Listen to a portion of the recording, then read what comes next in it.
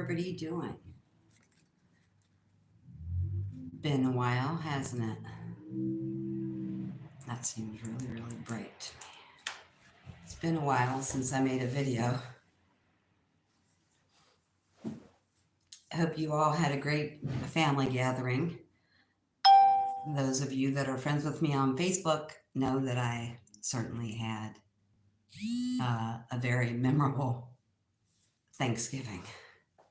There was a lot of singing and a lot of eating involved in that. And there are a lot of pictures and a little bit of singing. Actually, it's on my YouTube channel as well. We couldn't resist. So this started a while ago. I lived with my brother and his three kids and my son from, I think it was August 2011 until, October of 2015, something like that. So me and my brother and his three kids all lived together, and every Sunday, my brother and I would cook Sunday dinner for my entire family. And every once in a while, the same family members seemed to come over and over again. Um, but when my sister showed up to family dinner one evening, it turned very quickly into Gangster's Paradise. I'm not sure if you're familiar with that. Um, so we, Libra girl, you're the first one here again. Hello and welcome. So this deal where for some reason every year for Thanksgiving, this has been going on since like 2000 and I want to say 2013. Um, as soon as we get done eating, we start singing Gangster's Paradise, if anyone remembers that song. So I looked at my parents and I was like, sorry, but I think you know what's coming. And I told my sister, hit it with Gangster's Paradise. So that's that's what always comes with food. It always ends up into a giant singing fest, and there's usually some dancing is involved as well. The people that are not comfortable with the singing part are usually the people that are dancing. So it ended up being a real rockin' good time, if you know what I mean. And if we're friends on Facebook, you've probably seen that already. So today's video, just like all the other videos, is going to be a little bit all over the place, I suppose. I started writing down information while I was in Florida, but I never got around to making that third video. So this is some of the information that started coming through 9 days ago. So what I want to talk about now is, and you all have experienced this, and you've all, I'm sure, heard this term as well, being stuck in a loop. Well, being stuck in a loop is what those who try to usurp and manipulate the third dimension would like everyone to do. Be stuck in that loop by continually feeding you a news cycle, a social media cycle, a radio and television cycle that gets stuck in your mind and creates a loop.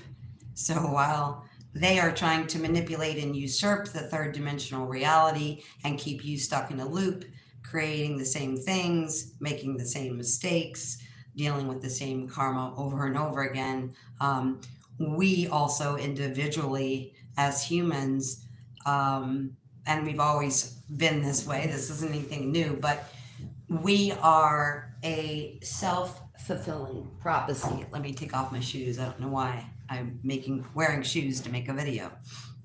So, stuck in a loop of the people who wish to manipulate your third dimensional physical reality versus you choosing your own sovereign creation, or you choosing your own sovereign creativity, meaning that we choose our reality consciously as opposed to unconsciously. Now, even if you're a person like me who only focuses and watches things on social media that you find, interesting, fascinating, or beautiful, you're still going to see the stuff in the loop that you would think would not hit your particular algorithm because it's not something you would want. Um, Hello, Lena. How are you? So, for instance, I am not a makeup tutorial person. I usually come on here with no to minimal makeup unless my neighbor talks me into letting her do my makeup. And I have a feeling she's sleeping because I haven't heard her in a while. So, but just to explain to you how this works, that's not something I would ever watch. Yet I get hundreds of these makeup tutorials and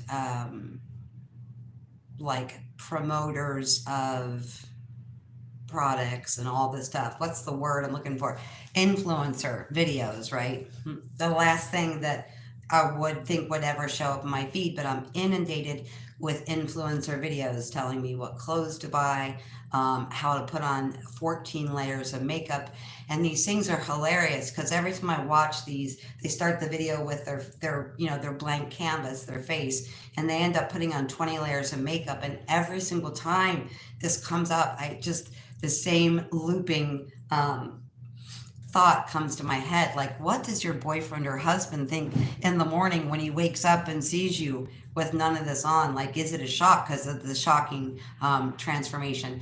But that's just an example. You may, like me, not be interested in makeup or current clothing styles or current hairstyles. You may not give a crap about what's going on as far as style and physical reality, but you may be inundated with that. Now, that would be the light side of what I'm talking about. There's going to be all kinds of things that show up in your social media. Now, we all know there's a lot of really wonderful videos out there on the spectrum of everything, and beautiful videos, most of them go viral for a reason. But there's hundreds of thousands of videos that go viral for the reason that that is what they wish to be promoted. So, what I want to talk to you about is being stuck in a loop versus choosing your own sovereign creation. So, your physical reality, your 3D situation, your current experience is a time delayed echo of your past thoughts and feelings. I'll say that one time again because it's incredibly important.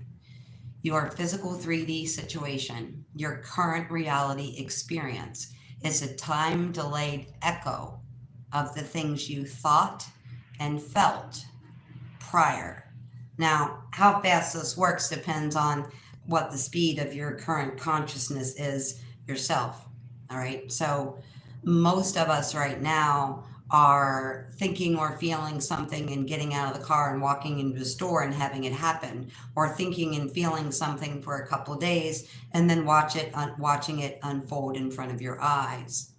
So then the reason or the way in which they manipulate or keep you stuck in a loop or produce what they want to see created on the world stage within humanity and within humanity's consciousness is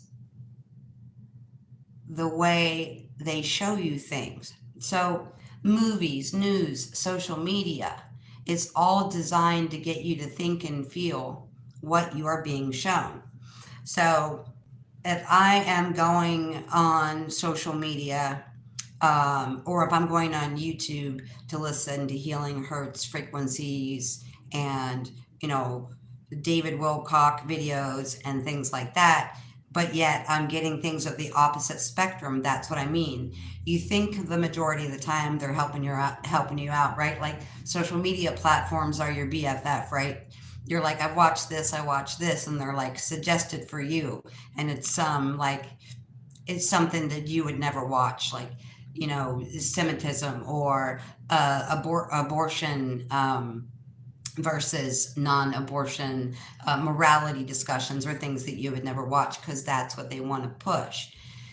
So the movies and the news and social media are designed to get you to think and feel what they are showing you. Otherwise, algorithmically, they would say Tina Hammond likes this, this, and this, and we'll keep giving her this, this, and this.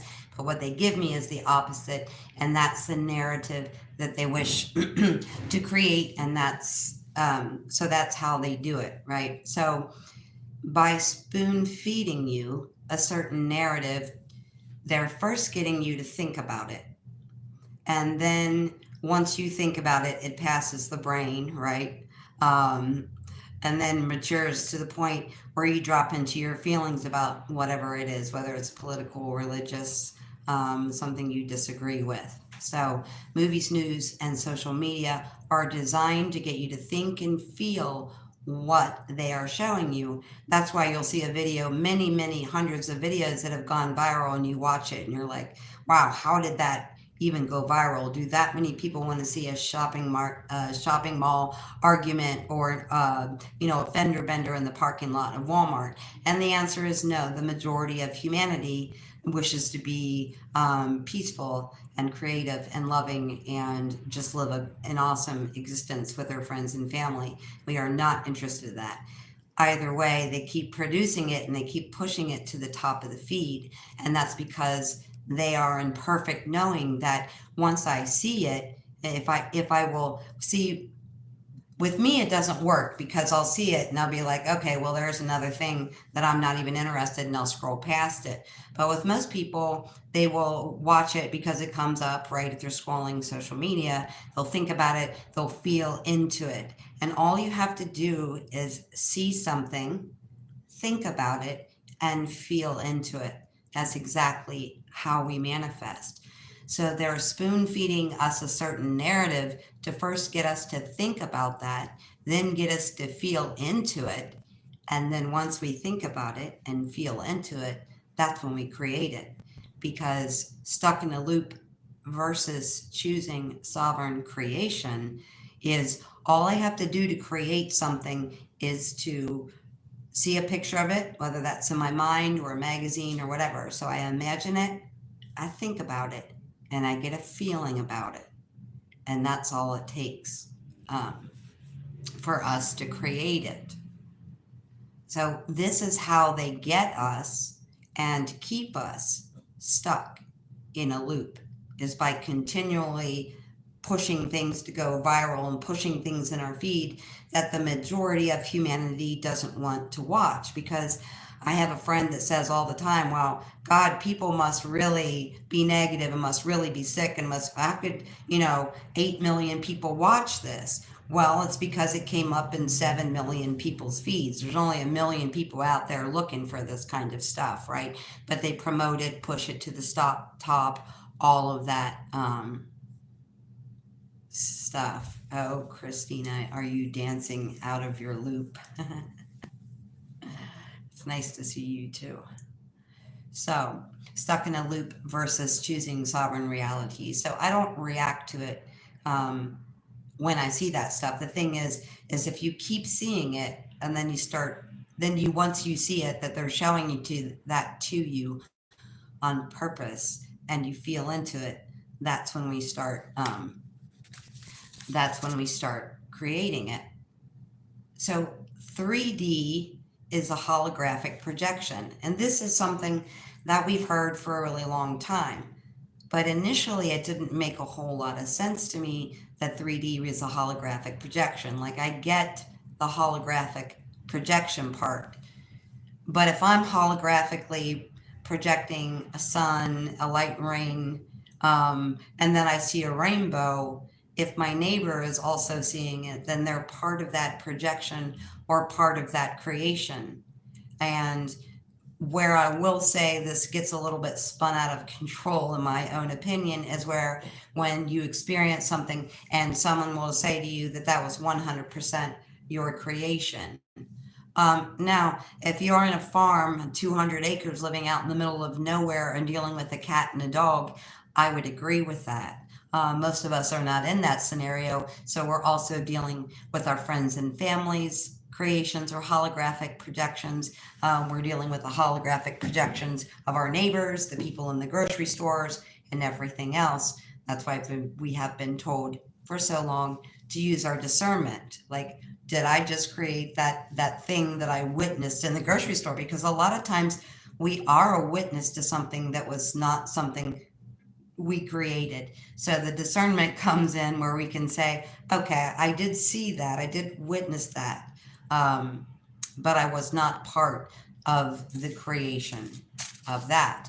And how this becomes a self-fulfilling prophecy is to us, or I should say for us, is when we see something, whether it's, a thought coming into our own conscious awareness, our neighbor saying us something to us, someone speaking to us at the grocery, whatever it is, we can think about that and then feel into that and then create it. So we all know people that say, I'm broke, I'm broke, I'm broke, I'm broke. No, I can't do this. No, I can't do that. And it literally is a self-fulfilling prophecy. There are all these people, probably hundreds of thousands of people on YouTube and social media platforms speaking about manifestation, but it goes in its simplest of forms. It's nothing but you either seeing a picture, whether that's you imagining a picture or seeing one on social media, you thinking about it, right? Dropping into cognition and then dropping into the heart space and feeling that makes me happy, that makes me sad, that makes me laugh, that makes me angry.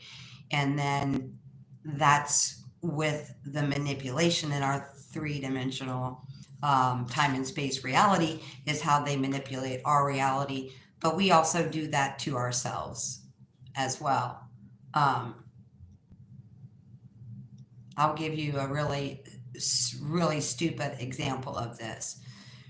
So I have always, since I lived by myself, so 19, been over 30 some years, try to make myself wait until December to turn the heat on, right? That's always part of my Christmas present to myself. You can turn the heat on now, right?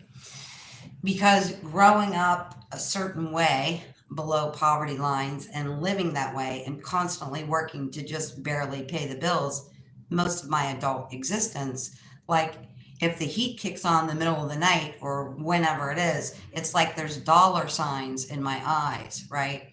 So it's been this way forever until last year. I was like a normal human, right, who wasn't raised in a poverty, who didn't live in a poverty situation my whole entire adult life, and would want to turn the heat on because it was cold, but I wouldn't let myself because it was hard for me to budget turning in the heat if it wasn't super cold. So I would just open all the shades during the day when the sun was out, and then close the shades and the curtains at night, and it would somewhat hold the heat in. And in this building I'm in now, I don't even really need the heat unless it drops below like 38 or 39.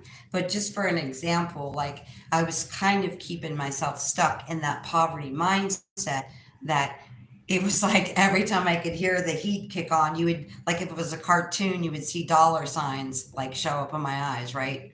So that's my own self-fulfilling prophecy, like always being concerned about turning the heat off until last year. And I was like, you know what?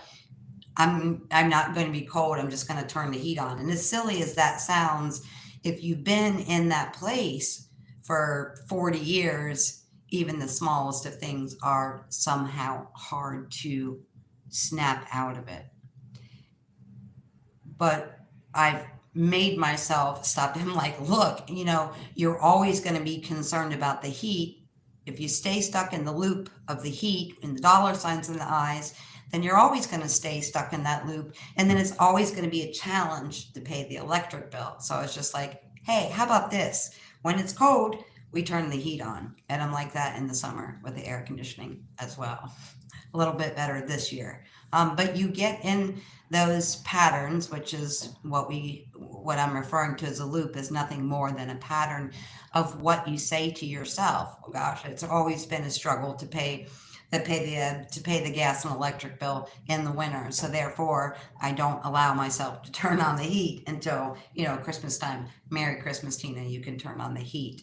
That was my mentality until I realized that I was creating that loop or creating that pattern by not letting that go. You know what? It's cold outside. As simple as that sounds, just turn the heat on. Because 3D is only a reflection of how we used to think and how we used to feel. So if I keep myself stuck in the loop with the dollar signs in my eyes like a cartoon and I'm afraid to turn the heat on, then I'm always going to have a problem paying my heating bill, right? But it took me until I was 52, I guess, to realize that because I have a lot of Virgo in my chart. And I would be like, but logically, when I turn the heat on, it is going to make my bill go up, right? So sometimes the things in our chart can have come with certain patterns for that reason as well. My Virgo would always say, well, hey, think logically and don't be emotional about the heating bill, right? But anyway, it is what it is because my 3D reality tomorrow in the sped up energy that we're in right now is going to be what I have thought, what I've exposed myself to, and what I have felt into or gotten emotional about or dropped into my heart space about within just a matter of days. And like I said, the energy is incredibly sped up. So the more it is sped up, then the faster we are creating things as well. So when you buy running shoes, you're only supposed to run in those shoes X amount of miles before you buy new ones. And though they may look brand new on the outside, there's usually nothing left on the inside. Now, you guys know I walk 85 to 110 miles a week in the summer and probably 70 to 80 miles in the winter. That's a lot of miles. I've been wearing the same shoes for 2 years, right? And because they're not broken on the outside, I'm still running in them, right? So the day after Thanksgiving, I went to brunch at my dad's house and it was rainy and cold and I'd been gone for 5 hours and I did not feel like going to a department store. But I always, as cheap as I am about buying everything secondhand, I always buy top of the line gel running shoes. And I do that because that's so many hundreds of thousands of miles a year running and walking on concrete. So I'm like, I really don't want to go. It's cold and rainy. I just want to go home and get in bed. And then the light bulb went off and I was like, oh, but I could go to Kohl's and get brand new running shoes for $50. Now, instead of doing what I normally do, which is saying your shoes are always 109 to 120, they have been for the last 25 years, you know that. I got all excited and I was like, ooh, $50 running shoes, right? So in the rain, in the freezing drizzle rain, I was like, okay, I'm going to go to the department store. So I go back there and I'm trying on shoes for 35 minutes and I'm trying to get ones that are, comfortable gel, and they have to be, like I said, the expensive one. I cannot walk that many miles. I would have screwed up my feet. So I end up, the only pair that are in my size are $120 and they're on sale and I know that, but I'm still like, oh, I'm getting these shoes for $50, right? So I go to the counter and the guy goes, those shoes were 120, but they're marked down to 70. And I was, oh, that's awesome. And he goes, do you have a Kohl's charge? And I said, no. And he said, do you want to apply for one? And I was like, he's like, if you get approved, you'll get these shoes for $50. And then I'm smiling, right? There's my $50 running shoes that I knew I was going to get, right? But I knew I wasn't not going to get approved for their credit card. But the guy looks at me and winks and he says, that's okay. Even if you just apply for it and you don't get approved for it, I'll still give you the shoes. And so the shoes ended up being like $46. So they ended up being $50.46 after tax. But what I'm saying is your own pattern can stop that. If you, like me, are always buying $120, Asics running shoes, and you have that thought, ooh, I'm about to go to Kohl's and get these shoes for $50, you can talk yourself out of that manifestation, which is not what I did. So, of course, I was smiling ear to ear. And when I got home, I had to go out and run it. And I'm like, wow, my other shoes have been broken, I would say, for the last year and a half. So I left those in Florida for a reason, I suppose. Good riddance to those shoes. But that's how these things are working. So your 3D reality today, right now in this very moment, is a reflection of how you used to think and how you used to feel. It's what you created prior. Your current reality is a projection of your consciousness onto the screen of space and time. Hence, we live in a holographic reality. So, your current reality is a projection of your conscious state onto the screen of space and time. So, think about space and time as this big blank black canvas, looking out into space. And so, whatever you're throwing onto that thought, vision, and then you have that feeling, and then it shows up as a holographic projection. Now, since we're in a sped up time, like for me, I had the thought. When I had the thought of $50 running shoes, within 40 minutes of that thought, I had $50.46 running shoes. But you can think about something, for a really, really a long time as well. And it's more about your thoughts than it is about your physical reality when it comes to that. Now, it sounds outlandish, but they've taken people and done all these experiments in the last several years where they can hook people up to some like electrical diode system, and they will have one group of people doing these extraneous exercises like mountain biking and running and all this stuff. Then they'll have another group of people that's simply watching the sport connected to the diode, who's listening to it, and their consciousness becomes a state with that physical activity, with that athletic activity. And they found that those people burnt the same amount of calories as the people that were actually physically doing in the work. So a lot of the stuff that they said was woo-woo, from the 60s to the 90s, sometime after 2000 had been proven. And so that's pretty amazing. But whatever you're thinking and feeling is putting that mark, that transaction, that transition, that holographic projection. So you're making your own movie. Like tonight you think, wow, you know what? I'd really like to have this person, place, or thing for Christmas. And if you stop and tell yourself, I can't have that or whatever, then it doesn't work. But the simple analogy here is this. You go into a restaurant and you order a spinach salad with strawberries, and you sit there and you entertain yourself however you can until that spinach salad with strawberries comes up. And the reason you get it, and you get it correctly, and you get it in a timely manner, is because you trust that you've ordered it and it's coming. Have you ever been to a restaurant with someone and that person's food gets screwed up every time you go out to dinner, year after year after year after year? I have, and I always wondered how that happened, because we're at the same restaurant, usually even ordering close to the same thing, and that person will say, I always order it with chopped cheese, and I always get cheese. But when I sit down to a restaurant and order something, I trust that I'm going to get that thing exactly as I ordered it. When you're manifesting something from the universe and you're saying, I'd like this person, this place, this vacation, this thing for Christmas, I ordered it, then you can pretend like you clicked the button on Amazon. Okay, I ordered this, now it's coming to me. But like the person who goes into the restaurant and orders a salad with no cheese and says they always screw up the food, then it comes and the food is screwed up, and it goes back and it comes out and it's screwed up. I mean, I can't tell you the amount of times I've been out to eat with someone where this has happened, and once they've screwed it up, and then the person is like, oh wow, they're probably going to screw it up again, and it continues to be screwed up.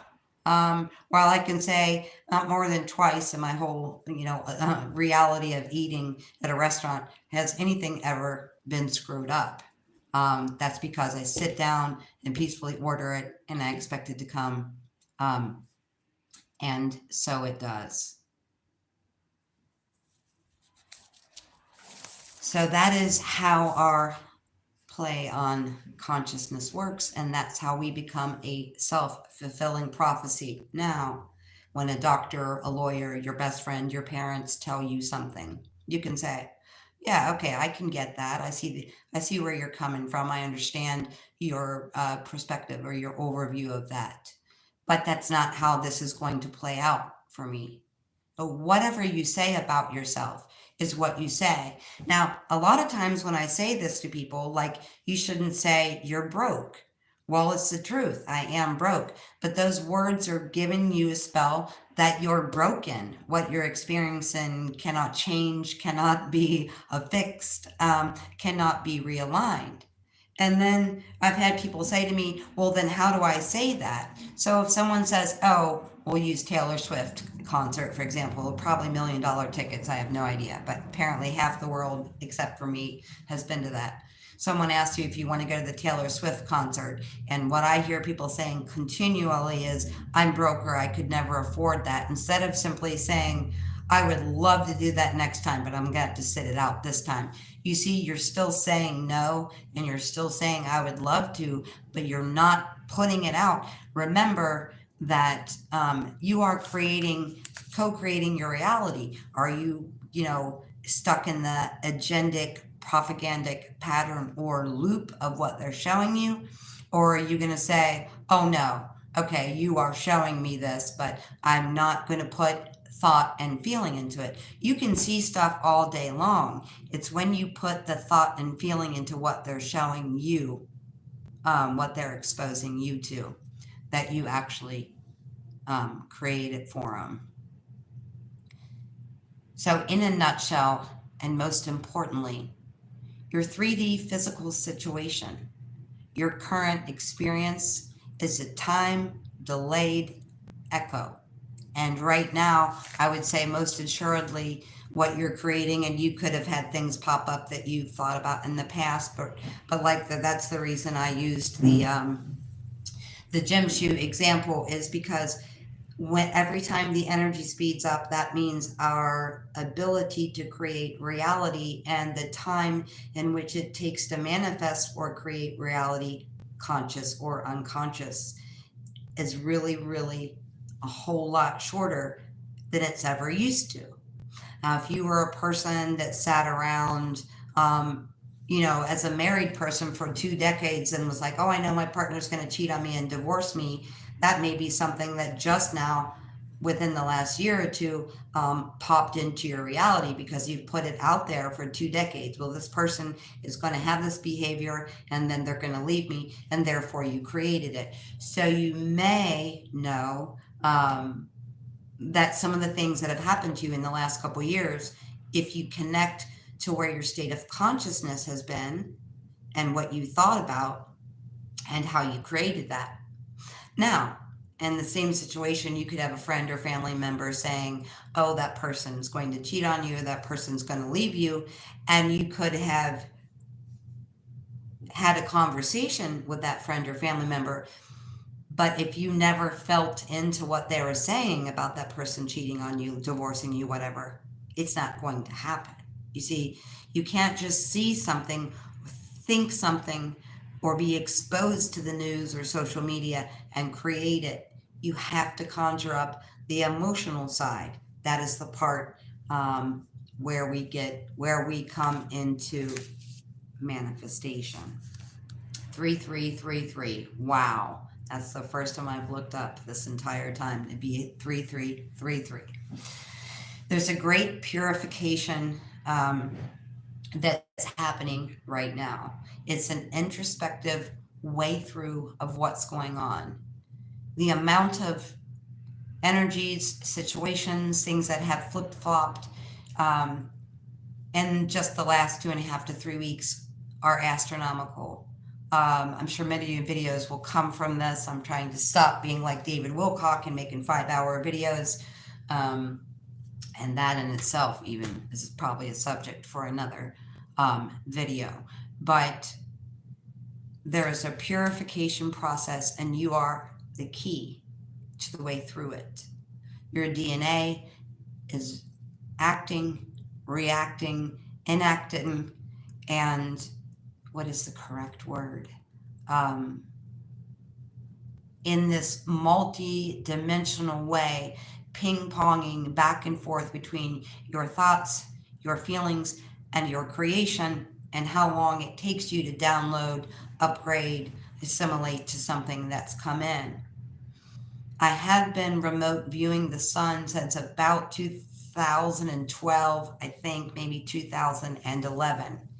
And what I saw today, I have never seen before. And shoot, I meant to draw a picture of that, but I failed to do that because I was on the phone talking to Mary Walton for an hour and a half. Ain't that right, Mary? So normally when I remote view the sun, when I close my eyes, I see the sun about the same size as I would see with my eyes open. And when I remote view the sun, what I normally will see is I will see dots or filaments that look like lit up. And that's how I'll know that we're going to get some massive CME in the next 42 to 78 hours. What I'll see is, nope, I want to show you guys this folder. So I'll see the sun. Let me show you what I see. This is about as cartoon-esque as it gets. Okay, so I'll see the sun like this, and then I'll see like these little lit up shiny spots, and those are what I know are about to erupt. That's how this process has always gone for me ever since I started remote viewing the sun. However, today, when I saw the sun, and when I remote view it, also I see a halo around the sun, which normally is like a quarter in comparison to a $50. So the light frequency or the light variation that I see coming off the sun is a little bit bigger than the sun itself. Like if you were to compare a dime to a nickel or a quarter to a $50 is usually the difference. Now, this is what blew my mind today when I was looking at the sun. Also, keep in mind that I found out why I was out walking was when the CME actually happened, was when I stopped and stared up at the sun. And you'll have to excuse my drawing for the moment. Okay, so today this is what I saw. This itself is the sun. Okay, that's the size of the sun in the sky. This is the size of what I saw as the sun, because what was coming off, and I didn't see it. Normally I see spots on the sun that are filaments that are about to erupt. Today I saw no filaments that are about to erupt. This is the entire sun was magnified so big that this whole larger circle looked like it was the sun, even though the sun was actually the smaller circle inside of that. So I am aware of it because while talking to Mary, she said, I think it was at 2:52 today, we had an M class 9 point something or other.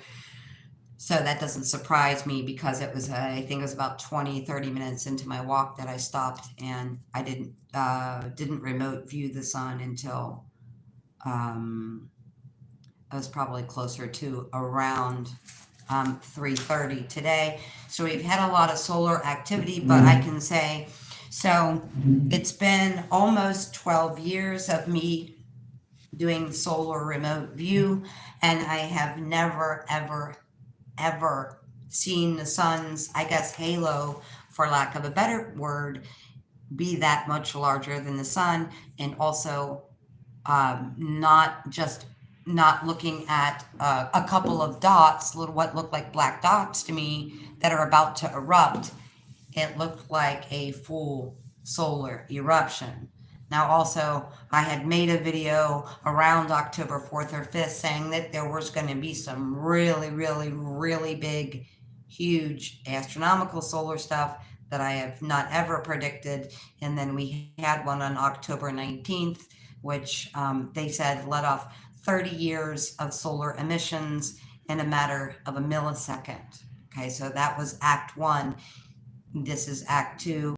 I will tell you, never with the scare tactics, but don't be one of those people that is in the house without water or toilet paper or enough food to go at least for a week, because your credit card, your debit card, your whatever you've got going on, most people don't use cash for anything.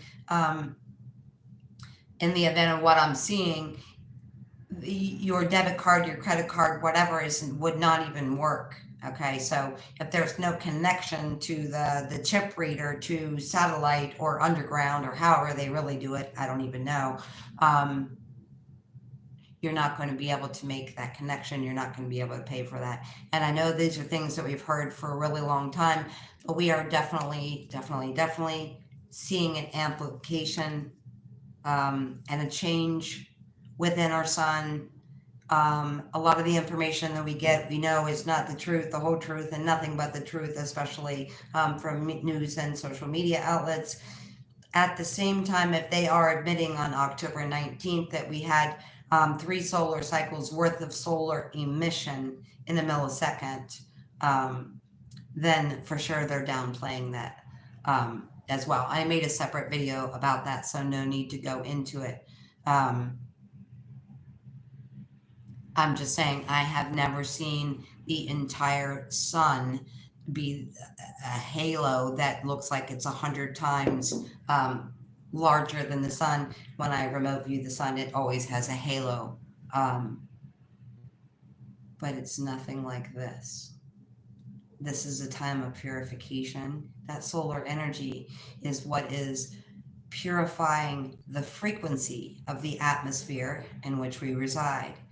When it purifies the and changes, alters, raises the frequency or vibration around in the universe and around the planet we reside in, it then immediately goes to the center of our body, where it disseminates through the heart chakra and straight down to the DNA. That's why a couple weeks ago I said to you how important it is for you to realize that the time it takes you to receive the information, download, integrate, be able to verbalize what's just happened to you will depend upon the time you think it takes for that to happen to you. And things are really changing very fast.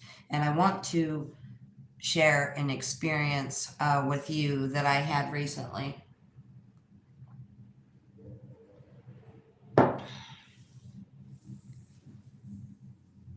Oh my God, hold on one second.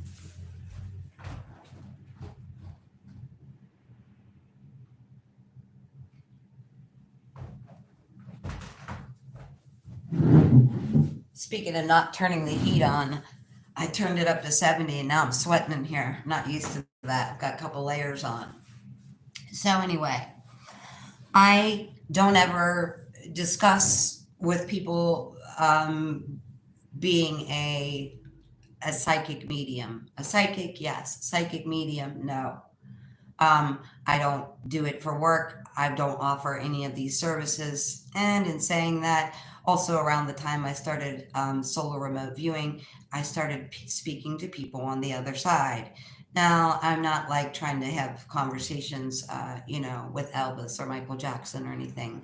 It's always been family members that have come to me. I do remember it partially happening to me when I was 12, and I was pretty upset about it, and I tried to push that aside.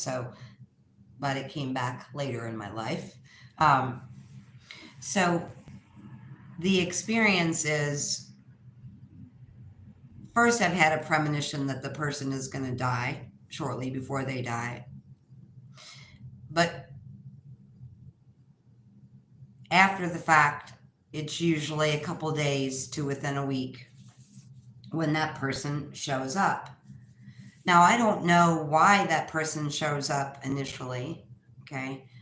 With certain people, I have initiated the conversation, but the majority of the time, that conversation has been initiated from the other side to me, and I take part in what I can only describe as a telepathic conversation with someone on the other side of the veil.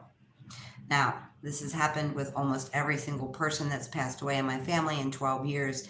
And as you can imagine, if you know me and the amount of exiting in my family we've had in the last 10 years, that's quite a lot of people. And normally what happens when they show up is they tell me like how they're doing and basically, what they're involved in now. So they show up, they tell me how they're doing, what they're involved with now. It's been the same thing with every single person. I will say it did take me very much aback because I was living with my brother and his kids after his wife died at 29 years old, and she did not come to me. And I was very shocked that she never came to me. And I was living with him, my son, and his three kids for almost 5 years. And then I moved out, and it was probably 3 years after not living with my brother's kids anymore that she came to me. And when she showed up, I was like, wow, this is so strange to me because I just would have expected you would have showed up earlier just because that was what had always happened to me. And then when she did show up, I was kind of like, wow, it's been like a really long time because she passed away 8 years prior to that. And I had not seen or heard from her since. And then when she showed up, she wanted me to talk to my brother for her. And I said, no, you're going to have to do that yourself. And she said, I've already tried. And I said, I can not simply not interfere with that. So while I was in Florida, working in Florida, after I'd been there for, I think, only maybe 5 or 6 days, I got a text from my ex-boyfriend's younger brother. And I haven't heard from my ex-boyfriend's younger brother in a really long time. So I knew something was wrong. And her son and I only dated for a year and a half, and it was when my son was 3, so it was like 26 years ago. And I have never, outside of my parents, had a friend like that, like a best friend, a sister, a second mother, if you will. Okay, and the guy that her son that we broke, he was not happy about the mom staying connected to me. I mean, and he always told, she always told her son, she's my daughter. You know, I had 2 sons, Tina's my daughter. So we maintained this amazing friendship for 26 years. And so I found out 5 or 6 days into being in Florida, I knew it wasn't going to be good news, but Jeremiah had messaged me and gave me his phone number, and I called him, and he said they had found her dead yesterday. So first of all, as you can imagine, I'm losing it, but I'm also out of town. I was also moving where I was staying every 3 days, so there are a lot of very ungrounding things going on for me at the time. And so I get back here, and this was, I would say, 3 days ago. I've been really out of it since I got back. I've been sleeping like 12 hours a night for ever since the 22nd, since I got back here. With everything that was going on, with getting on a plane and having a layover in Maryland for an hour and a half, and getting back here like just in time to go to bed and get up, you know, and prepare for Thanksgiving, I had just like pushed it out of or to the back of my mind. So 3 days ago, I was laying down in bed meditating, and her face came into me, and I just went, because I had forgotten all the craziness of what's been going on for me and for everybody, even on an energetic level for the last few weeks. When I saw her face, I smiled, then I just kind of went, like, it took me aback for a minute because I never processed it, or I never went through the grieving process. Like I said, I was out of town and moving around constantly, and I was just totally ungrounded. And when I saw her face, you got to understand, this is a person that was probably the most religious, Bible reading, Bible versing, Bible repeating person, and yet she still dealt with me, that I've ever known in my entire life. Okay. And one year for Christmas, she brought out a cake, chocolate cake with chocolate icing and all these candles, and it was Christmas Eve. This must have been, I don't know, 2006, 2007. And I was like, what's going on? Because I know everybody's birthday, and the family wasn't anybody's birthday. And she said, it's Jesus's birthday. And I started laughing. And her mom looked at me like I was like the devil, literally. And then I started laughing, and Patty started laughing, and we were both smacking our hands on the table, and tears were coming down our face as we were saying, yeah, it's Jesus's birthday. But anyway, all these amazing memories were coming flooding through to me when I saw that beautiful angelic face of hers. She was such an angel to me for the 26 years that I knew her. And so the first question I had to ask, instead of being all sappy and sorry and oh, I'm so sorry you're gone, that's not what happened. I said, was it everything you thought it was going to be, that everything you read was going to be in the Bible? You know, was it what you thought it was going to be when you got to the other side? That was my first thing I said to her. And she said no. But it's so magnificently greater than anything I heard or anything I read or anything I expected. And I said, my only regret is I know it'd been months since I spoken to you. I wish I had seen you or spoken to you more recently. And this is the really strange part about our expanding consciousness. In the 12 or so people that had come to me and had conversations after passing, it was all about, hey, it's me, I'm on the other side, I'm doing this, this, and this. And then like their thoughts on like their life when I knew them.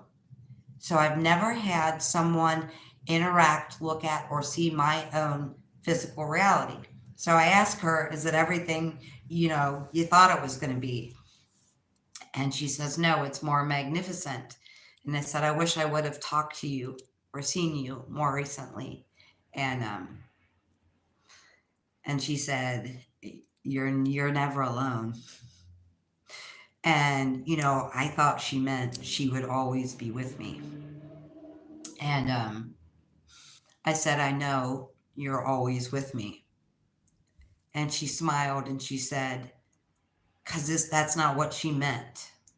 But she smiled at me and she said, I didn't know you met someone. So here I am carrying on a telepathic conversation with her, and I stop to have a conversation with myself. Talk about bizarre, right? So she tells me, I didn't realize you met someone. I stopped talking to her and start talking to myself and going, met someone? What the heck is she talking about? What is she? And then I could feel on the left side of my body that there was someone there. And I looked over to the side of the bed with me, right? Because in physical reality, I'm here by myself. And so she says, you're never alone. And I said, I know, you're always with me. And she said, no, you didn't tell me you met someone. And I stop and ask myself, what in the world is she talking about? And she said, you're not alone and you didn't tell me you met someone. And I said, oh, really? What does he look like? And she said, well, he's got really dark skin. He's got, he looks like he's about your height. He's got really dark skin. He's bald and he has on little gold glasses. And I was like, holy crap. Because no matter what I feel or see multidimensionally going on in my reality, I have never, ever had someone on the other side of the veil do anything but show up and tell me about their realization, what they went through or what they're experiencing on the other side. They've never made a comment and said, how are you? Or you look great. Or, hey, I didn't know you got married. I mean, talk about bizarre. And I'm sitting there just going through my mind, like, what is she talking about? And then I looked over to my left and realized, oh, you see someone there. You see someone here with me. And that's what she meant by you're never alone. Now, I don't know if she knew that that person was physically there. And she was asking me, you didn't tell me you met someone like who's physically there, like in bed with you as we're having this conversation. If she really thought that that was in my physical 3D reality, or she just knew that person was always there and I was never alone. She didn't elaborate and she disappeared immediately after saying, I didn't know you met someone. And then that was kind of like, and I had a feeling what she meant anyway, because when she saw it, I saw the image, but I thought, let's just go ahead and have her answer that question. So I don't ever remember a time when I wasn't psychic, but I certainly remember a time when people that crossed over were not interjecting or commenting on my feelings, thoughts, or expressions in my reality. Because again, not one person on the other side of that veil has ever said or addressed anything to me. It was always about them and what they are experiencing. You and I and our DNA activation, we are walking each other home, and we are the key. We are the way through all of this purification process, right? This amazing process that's coming. I can only feel into the fact that I saw the sun about 40 times, maybe 50 times larger than I've ever seen the sun, and saw that the energy was evenly spread across the sun as opposed to highlighted sunspots. I know we've had solar activity just because Mary and I were having the conversation about feeling it. And I think many of you are friends with Pat Donworth, and she looked up Pat Donworth and confirmed that while I was on the phone with her. This is a time not only of solar changes, this is a time of not only the changing sun, the changing all the spheres in our universe, the planets, all of it.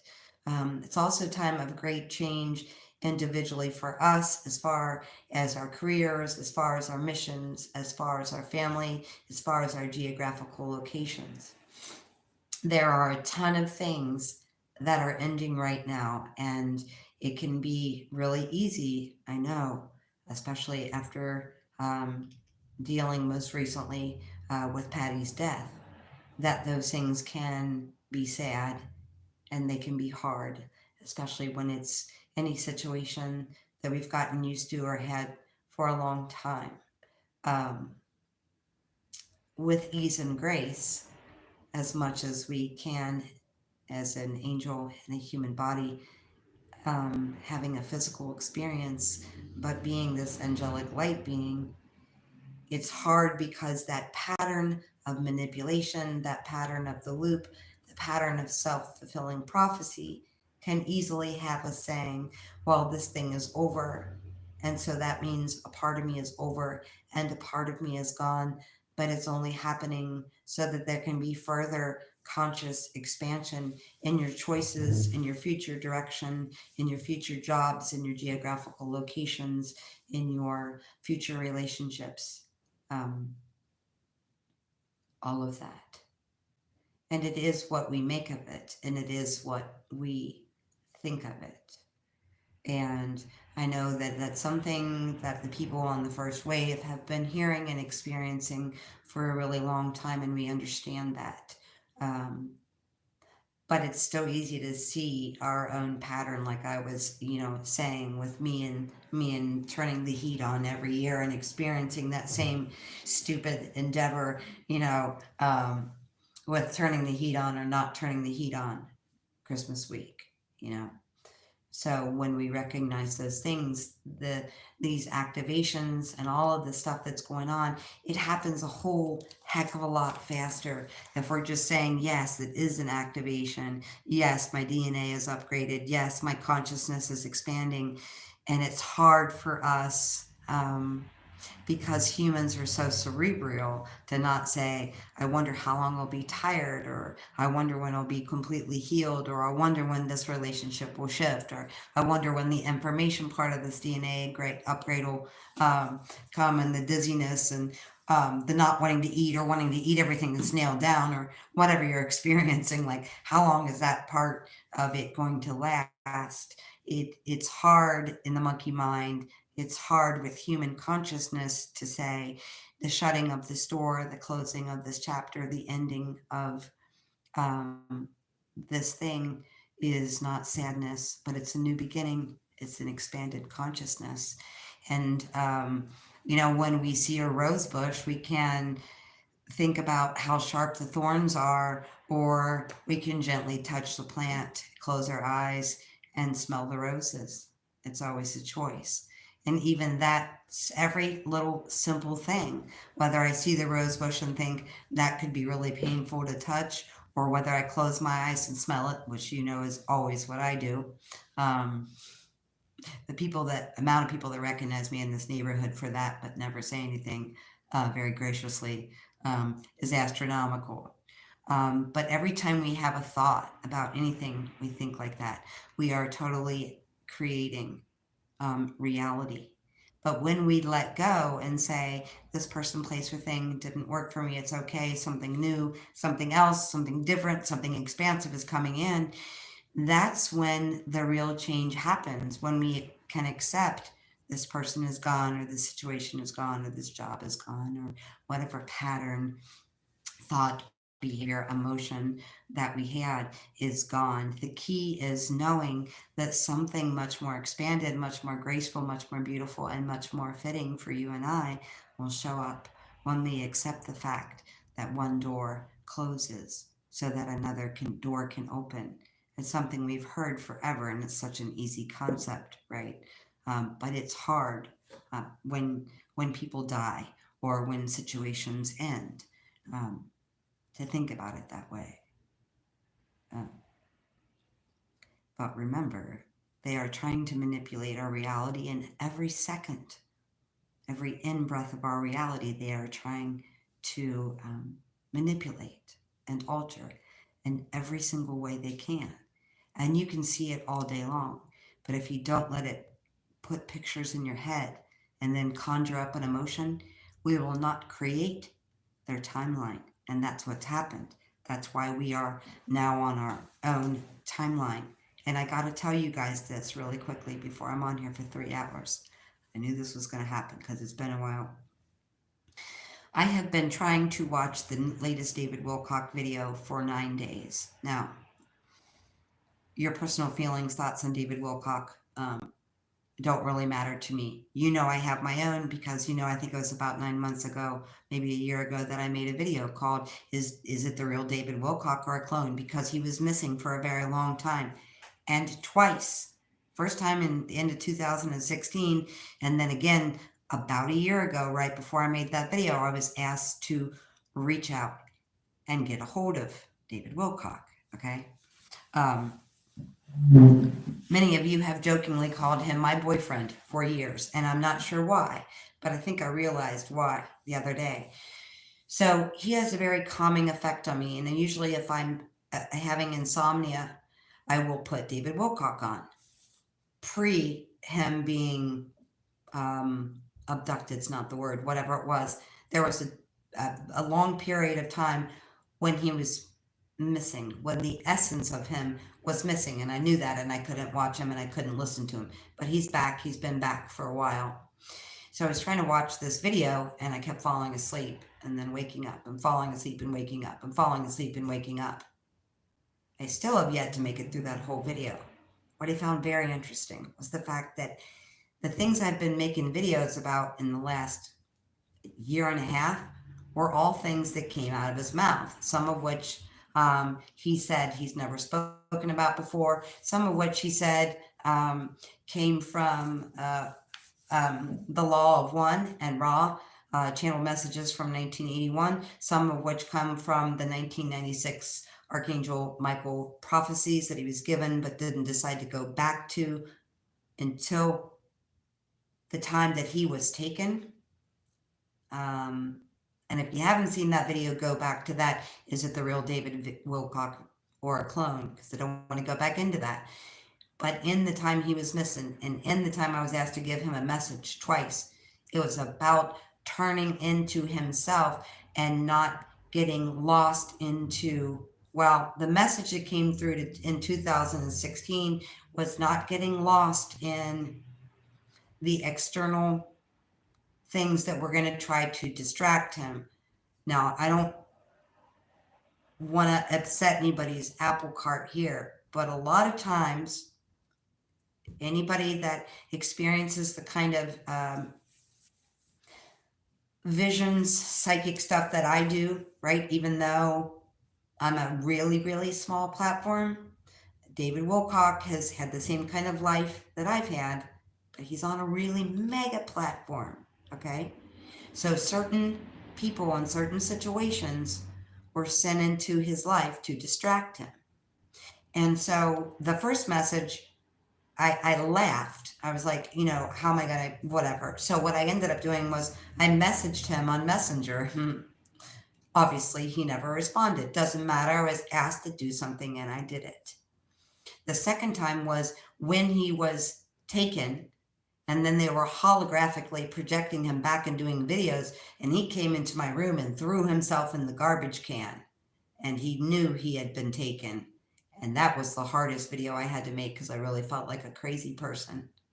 But what is very interesting is the second time when I went to him, I did not go through Messenger. I went through telepathically, and I said, I have watched your videos. Was never someone that was able to afford your books or any of your lectures or any other stuff. So there's a whole lot of stuff that I know somehow that I've never had access to, like through your information. But if you know yourself that Edgar Casey started interacting with the haters, he let his frequency drop, he started interacting with these haters, right? Who I'm sure were just government trolls. Same thing as now, right? Same trap as that we can all easily fall into on social media. However, with him, it was way different than Edgar Casey. So Edgar Casey would call and say, hi, your name is Jane Smith, and get your address and get your location, tell you what was wrong with you and how to heal yourself. He started getting letters of hate, I'm sure from the government or trolls or whatever, and he started interacting with those trolls. And what happened was he dropped out of the frequency he normally connected to, that he normally channeled, because our DNA is an antenna to information outside of this planet, outside of our evolutionary process, even out into the omniverse. Our DNA is a antenna to the Akashic record and all of that. And you had to know, if you wrote a book about yourself being the, reincarnation of Edgar Casey, again, never read that book. I just know that there is one because I've watched everything that I could ever watch for free from him. If you know that when he got involved in a distracting situation, a being named Halal came through and started giving him channeled disinformation, because that's what happens when you let yourself be interfered with. Now, David, I'm your sister. I'm here with two others of your sisters. There was actually two other people. We had a conversation about how to talk to him. And I was told that going into that situation of him being held captive was very dangerous for me. And that the only thing that was advisable to do was to have a telepathic conversation. So I said that about, the Edgar Casey getting corrupted by Halal and getting disinformation. And you have allowed, David, somehow, with people in your life, I'm not going to say any names, you have allowed yourself to get distracted and pulled off track. You've done this to you. You're the one that let this in. And so we're here as your sisters for support. We can't do anything for you, but you got yourself into this just like Edgar Casey, and you can get yourself out of it. You guys, I made a video. That's the only reason I had proof. He came back 2 days or 3 days later after we did this, after being gone for 2 years. And I didn't know until, I guess, 2 weeks ago when he made a video saying, oh, I had channeled all this information from Archangel Michael, this, whatever. And he had, I guess, put it on his blog in 1996 and put it all out there, but never went back to it at any time. So when we showed up and said, we're your sisters, we're here in love and support, this happened to Edgar Casey, you have to be, if I'm making the correlation and don't even know the Edgar Casey story with you and him, surely you're seeing this, what's going on with you.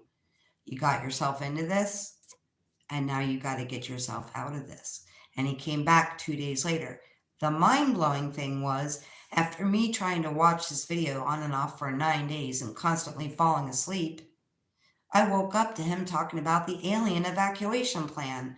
Now, those who have been following me for the last 9 months know all about the evacuation plan because I made a video about it. And the information came from Ashtar, even though he said the information came from Ra. Same collective consciousness, I'm sure, because David Wilcock is part of our wave of consciousness, whether you like him or not, or think he was abducted or real or fake or whatever. He's part of our consciousness, and I would not have gone back to watching him if he was not back, because I knew from the second he was gone, I knew he was gone, and I could not stand to watch him. And even my friend at the time was like, "Come on, let's watch the David." I'm like, "Nope, I can't." I would have out of body experiences, and I would see him locked up in a jail cell. I would see that they were holographically projecting him. He knew that he was trapped. He knew that what he was producing was shit. He knew it all, right? So he knew it. But to go back, right? So the message that I was supposed to give him in 2016, don't need to go into that. It was very similar to the message that I gave to him in 2021, though not near as elaborate. In 2021, me and the 2 other girls went to him, said, "You have our love and support. You got yourself into this. You can get yourself out of it." He comes back after 2 days. Now that he's back, the first couple of videos, he was just talking about, he went in. He took that key and went in, which was the message that I had for him that I sent to him over Messenger in the end of 2016. You've got to take the key, David, and go within, because you're going into a situation that's unbalanced. You're going to be distracted, and something is going to happen. You got to balance the masculine, feminine energy. That was the extent of the message. The second one was everything I told you, and it was a whole lot longer about Halal and the corresponding information between David Wilcock and Edgar Cayce and all of that. But I tell him twice to go within, and he comes back and says, "Well, I've taken a look at all these Archangel Michael prophecies from 1996, and the mind-blowing part was stuff that was in there. I've never even read about them. I've never seen David Wilcock's blog from 1996. Didn't know anything about that. I had never been to it. Yet, if you've been on this channel, so many things in the last year that have come out my mouth, came out his mouth. And I fell asleep, and I fell asleep with listening to him, and woke up to him talking about the evacuation plan. And I was like, wow, I know that a lot of people were like disappointed, stop watching him, whatever. But I also know there are some people out there that if they're watching me, the information that he put out, I never had access to, let's put it that way. Some of it he said he had never put out before for ridicule reasons. Other parts of it were in books or in lectures or something that I just didn't have access to. But I was blown away by the amount of times. Not only that, 10 days ago, I was going to come in here and talk about the hero's journey and how that started with the Fool and Tarot, which is 0, goes to the Magician, the Empress, the Emperor, the Hierophant, the Lovers, the Chariot, the Strength, the Hermit, etc. And then when I finally watched his video all the way through last night, he's talking about the Tarot and the hero's journey, and like the stuff that was going to be part of tonight's video. I was just like, what is going on here? And some of you that have known me for a couple years have known that I have talked about things or written things, and then later they have come out in David Wilcock articles from insider information. So it's not like, and you guys know I can remote view, and I did remote view David Wilcock because when I saw that he was, like, the essence of him was gone in his videos, I went to check on him. That is only the second time I have ever used bilocation or remote viewing to check on a human being in a situation. I simply could not watch him while he was checked out. But he's back. But even when he came back, initially, I was like, it was a real disappointment because I expected him to jump back on the information bandwagon and he didn't. It was like, well, here's a goose in my yard in Colorado. Here's a turkey feather in my yard in Colorado. Here's what the birds left me in the snow in Colorado. There was nothing coming from him for 2 years. After he got back, he got his, I don't know how they do this, you guys. And one of you watched my is it the real David Wilcock or a clone video and messaged me and asked me if it was okay to send me something, because you guys know how I am about being inundated with information and crap from people all the time. And I said, yeah, go ahead. And I was like, clicked on, saw this lady's face. I didn't know who she was, but it was a YouTube video. The first thing I looked at was how many subscriptions this lady had. Don't know why. She had over 200,000 subscriptions to her YouTube channel. So I started watching it because I know when you guys send me something, it's for a reason. And this lady started describing how Kanye West, the essence of him, had disappeared. And it was like she had said everything I said in the David Wilcock video that wasn't personal. But she described the cell that Kanye was in, what it looked like, how they were projecting him holographically. And I was like, oh my God, you guys don't know how nervous I was to make that video as David Wilcock. Is this a real David Wilcock or a clone? That was definitely the most outlandish set of anything I have ever said to you by far. I mean, he literally holographically came out of my computer, out of my television screen, and threw himself in my garbage can in the bedroom. Now, I don't even have a garbage can in the bedroom, but that was him telling me I'm gone and what's coming out of my mouth is trash. And I knew it was trash and I stopped watching him. But someone had sent me something and they said, I'm sending it to you because I'm telling you something right now. Either your YouTube channel is about to skyrocket or you're about to be pulled from YouTube. And I was like, what do you mean? So I watched this lady's video. She described where they were holding Kanye West and the whole scenario that I just said about David Wilcock. Now, I didn't know that this was, like, I guess something that, many, many people knew about.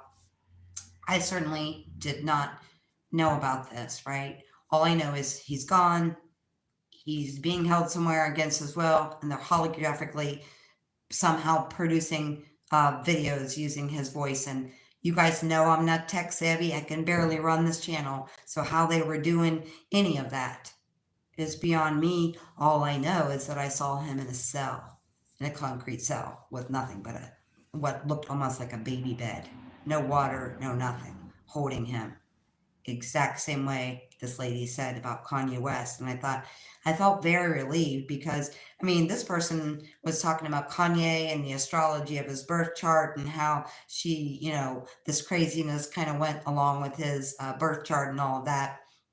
And how the Illuminati or other factions of manipulation know that there are certain things in certain birth charts that they watch for in certain people that they try to manipulate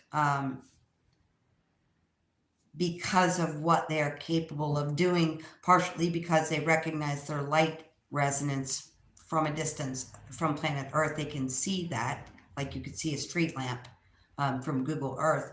And the other part is the information they get from your birth chart. But I felt so much less crazy after finding out someone had just made a video. And the video, it was just one of those things that happened again. Like this lady's video about Kanye West was, I think, just a matter of days, maybe 48 hours before I had made the exact same video about David Wilcock.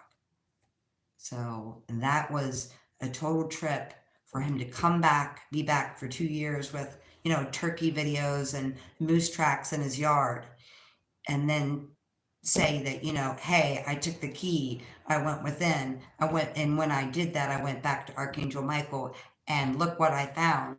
And then start talking about the things that he found and how they correlated to the law of one and the stuff from the prophecy, which I have not read the law of one, nor have I read his Archangel Michael prophecy from 96 or any of the new revelatory stuff that he wrote into however many books he wrote into recently. And I thought, if anybody that watches this small channel has been watching David Wilcock and actually reading his books and has read The Law of One, they must think that everything that I'm talking about, everything that I'm pulling from, is coming from David Wilcock and The Law of One. And I was like, wow, that's amazing. And so I actually ended up having to scratch things off that I was going to talk about, because I didn't want to talk about something that David just made a video about 9 days. And it literally took me, I think, 9 days to get to that video. Here is the crazier part. When I realized that, when I woke up, I was asleep and I woke up and I heard him saying, oh, here's the evacuation plan. And I'm like, what? And I woke up and I looked at my phone and I went back and I go, oh, let me see how long ago I made that video on the evacuation plan. I go from his channel, always something bugging around my face there. I go from his channel back to my channel, and my last video has 369 thumbs up, 369. And I'm like, oh wait, only 190 people have watched my video. How does a video that's been watched, viewed 195 times have 369 thumbs up? So I scrolled back down through my feed. Every video I had ever made had 369 thumbs up. I'm talking about when you hit the like button, you get what I'm saying, right? Ironically, the David Wilcock video was I think the highest amount of views I've ever had on a video. But most of my videos have never even hit 369 views. And not just for my channel, but for any channel, 10% of the people that watch even 12 hours of your content, only 10% of those people will hit the like button. So how do I have 369? The puzzle, the unraveling Tesla mystery of the universe, because I've been getting messages from him and about him that I haven't shared for a couple months. Now every video that I've ever done has 369 likes. So I go back to David Wilcock's channel to go back to watching his video. And I'm like, oh, now his video has 369 likes. So then I went back to the tarot reading that I watched earlier this morning, from Kate Regretless Life, and she had 369 thumbs up. So then I went to my morning yoga music. It had 369 thumbs up. Whatever day this was, I guess it was 3 days ago. Every video on YouTube had 369 likes, okay? Thumbs up, 369 on every single video on YouTube. And I was in bed trying to sleep for like 5 hours. I finally got to sleep. The next morning, I'm like, yeah, well, I was tired. Let's go in and see if that was accurate. So I went back to my channel, went back to David Wilcock, went back to the music that I listen to every day to run. I went back to listening to music that I listen to for yoga. Everybody was at 369. Everybody in my connected loop. And I didn't start just randomly looking. But every person I watch, and it didn't matter what it was, every single thing was at 369. And I was telling my dad about it, and he's like, wow, that's spectacular. So I pulled it up on my phone to show him. And when I showed him, it was like 2 o'clock in the afternoon. So for 5 hours at night, all night long, and then the next morning until about 1 o'clock, every video that I was on had 369 views. And then yesterday, every video on YouTube hit 354, and if I would hit the thumbs up, it'd be 355. So every video I saw either said 354 or 355, and you guys might not be as much into numerology as I am, but that was pretty spectacular. Not going into the numerology of it, or I will be here like David Wilcock for 3 hours.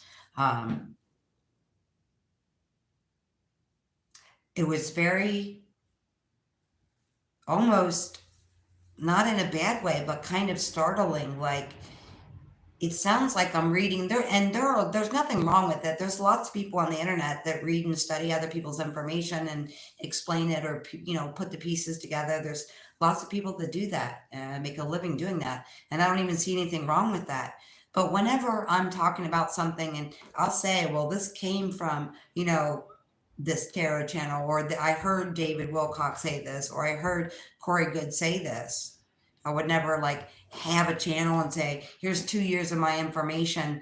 And then it looked like in the video before that, I fell asleep too for 8 days as well. I have to go back and watch that prior one as well. But just in the snippet of watching that, it looks like I have taken his information and been making videos with his information for the last 2 years. And if any of you actually follow him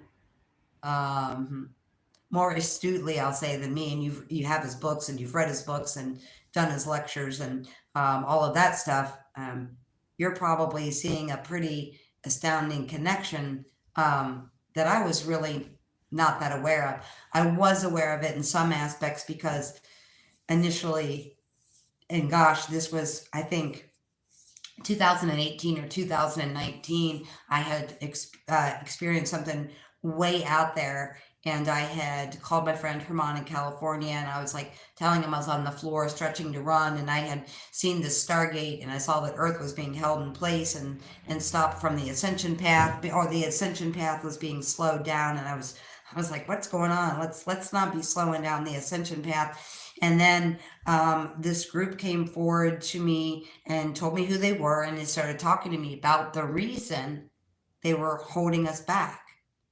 And this, at this point, this was the most outlandish imagery and telepathic conversation and verbiage I'd ever had with anybody not on the planet. And I debated for a good 20 minutes whether I could even call Herman and share this with him. And I did end up calling him and sharing it with him. And I was so glad that I did. For one reason, he told me, well, for one, it's not crazy because just this morning you had asked what the slowdown or what the time frame was. So it's really not a coincidence. It's more like your prayer being answered, or your, verbiage or your spoken word being answered. But two, Herman and I had this thing where we would read to each other a lot. And what we mostly read to each other, because at that time, David Wilcock, to my knowledge, was mostly doing articles. And I don't think I didn't even have YouTube in 2016. I don't think I didn't have access to it all the time. So Herman sent me the article like he always does. And he said, because we would take turns reading to each other. He's like, are you going to read this to me, or am I going to read this to you? And I said, I'll read it this time. And I start reading it. And it was the exact same scenario that I just said about Earth being held and the ascension being slowed down because of the amount of people that needed time to adjust. And I'm not going to go back into the whole iteration of that last video. But I'm sitting there reading that article to Herman, and I'm like, oh my God. And he's like, oh my God. This is like, so he was saying that he had got this information. Gosh, did it come? I want to say it came through Corey Good and Ra. Also, again, Ra and Corey Good, Sphere Being Alliance. It was the same people because I could see him. A lot of times when I read articles or watch videos for people, if they're thinking something or they know more than they're saying, I will see what they're seeing sometimes. Not everybody, David Wilcock for sure. And I will know things that they know that they're not saying. So I'm sitting here reading this article to Herman, and the article is almost word per word what I said to Herman, and it couldn't have been 4 or 5 days before. Now, don't know how this happened, because again, with the remote viewing, and I didn't even know anything about that. Not something I was doing intentionally. But if you know how any writer works, whether that's me or David Wilcock or somebody that's really, really famous writer, you'll write things. Like for me, I would write down things for a couple days sometimes. Rarely would I ever go onto Facebook and just write an article out of the blue. It's because I have stuff written down. So somehow I was hearing it while Corey Good and Spear Being Alliance were delivering the information, insider information to David Wilcock. I mean, the timeline of it was amazing. It was enough where it was, I mean, I don't think if I called and told you that, you would probably going to forget, because it was a crazy thing. Here's the earth, it's being held in this big thing and whatever. But whatever that connection is, and that's why it's so important for us to talk to each other and speak to each other and connect with each other, because no matter how much I see on the sun, or no matter how much I can read other people, I don't have it all, right? And we are psychically connected, right? But a lot of times, the psychic abilities are very new to many of us, and they're not new to me. But the amount in which they're amped up is new to me, and the sharing it is new to me. The coming on here and saying, I had this dream, I had this vision, I had this thing with David Wilcock and the Sphere Being Alliance, and it was happening a lot. And it was almost like when David was being briefed, somehow I was tapping into it. And I won't say I was like tapping into it in the moment he was having it. I don't even know how it was happening. Maybe it was just happening because I asked what was going on. Ask and you shall receive. So I've been on here for 1 hour and 31 minutes. This is officially my longest video ever. So congratulations to me.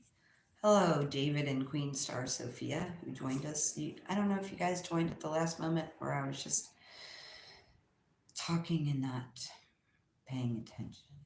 So my only point is our whole first wave of ascension. And I don't mean that we are not spiritually connected to everyone, because of course we are. But the first wave ascension is so incredibly connected, right? And the only thing I'm saying about David Wilcock and I is that the connection is to the information itself, not the connection necessarily to him, but the connection to the information is incredibly strong. And if you have not seen his last video, I want to say it's called Global Ascension. He did 2 recently. I think it's Global Ascension is in the title somewhere. Okay. If you haven't been following him, you will might be a little bit surprised that the video was what I've been talking about on this channel for a solid year without even knowing it. So I'm only throwing that out there because he is definitely on the first wave of ascension, and part of the soul group is the soul group connection to all of you that watch my videos. I know that, and I've known that for a really long time, right? And sometimes we have personality differences with people. There are a lot of different people. Amanda Lawrence, Magenta Pixie, Balau or Brotobile, I don't know, he changes his name a lot. There's a lot of people on the wave of consciousness that, and I have watched all of those people starting many years ago, but I haven't watched any of them in years, because I finally realized that we were all pretty much saying the same thing. We don't always draw the same diagram. We don't exactly use the same verbiage. Some people want things to be very quick and very precise and delivered in a certain way. Some other people want things very slow, very drawn out, very meditative, which is not my style. So there's a lot of us on the first wave ascension giving out the same information with a little bit different of a verbiage and a different energy, because people all relate to different energies. But all of these people are all on our wave. And it's so funny because people always message and ask me, do you follow Amanda Lawrence? Do you follow Magenta Pixie? Do you follow Border Bio? And no, but I know who all of them are, and I have followed all of them at one time.